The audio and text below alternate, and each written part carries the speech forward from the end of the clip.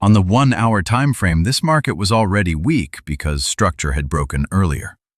Price then moved upward to attract buyers and make them believe the trend had changed. This upward move was not real strength. It was created to trap buyers at higher prices. When price reached the unfilled selling area, big sellers entered the market again. You can see rejection and weakness at the top, showing strong selling pressure. After that, price dropped strongly with momentum, proving that sellers were in control. The market then moved down to take the sell-side liquidity, where stop losses of buyers were resting.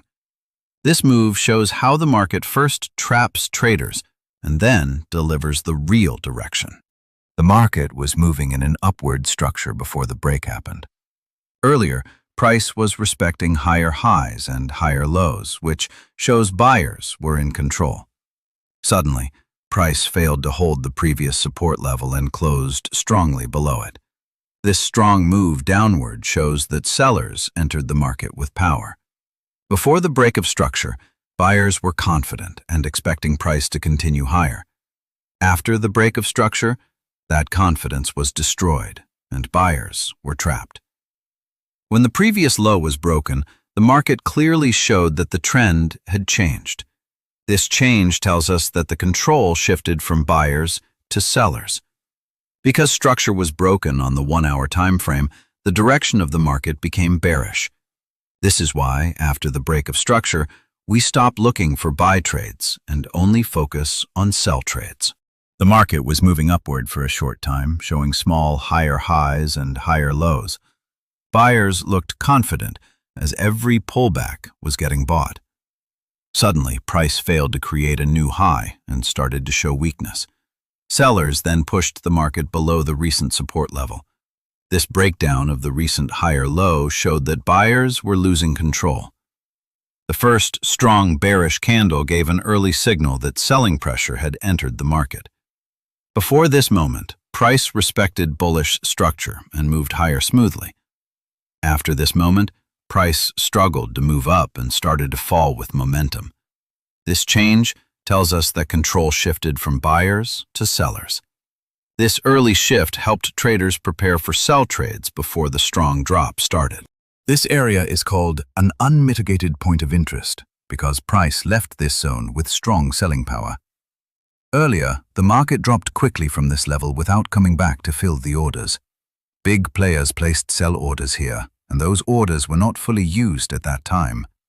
Later, when price returns to this same zone, those remaining sell orders are still waiting. The market moves back to this area to complete unfinished business. When price enters this zone again, sellers become active and push the market downward. At this level, buyers try to push price higher, but they fail to hold the market. This strong upward move looks like a real trend change, but it is actually a trap. Many traders believed the market was turning bullish and entered buy trades with confidence. Big players needed liquidity to place their sell orders at better prices. So the market was pushed higher to attract more buyers into the market. This move creates hope in buyers that price will continue to rise. That hope builds a pool of buy positions and stop losses below the market. After enough buyers are trapped, sellers enter the market from higher prices. The upward move then fails, and the market starts showing weakness. Soon after, strong selling pressure appears, and price drops with momentum.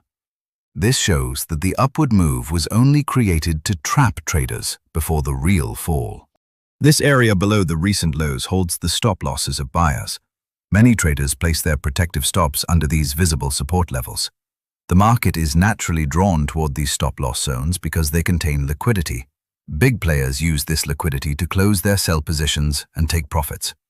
When price moves downward, it is not moving randomly. It is moving toward this pool of orders. As price reaches this zone, buy stop losses are triggered and create selling pressure. After these stop losses are taken, the market often slows down or reacts. This reaction happens because the liquidity objective has been completed. This is why price moves directly into this area after rejecting the selling zone. Understanding this helps traders place targets at logical levels instead of random points. This sell trade is planned only after the market shows weakness at the selling zone. Price reaches the important selling area and starts to slow down. Rejection from the top shows that sellers are entering the market with confidence. Buyers fail to push the market higher, and their candles become smaller. A clear downward move confirms that selling pressure is real. This confirmation tells traders that it is safer to enter sell trades. The stop loss is placed above the selling area to protect the trade from fake moves. The target is set near the area where many buyers placed their stop losses. This way, the trade follows the direction of strong sellers.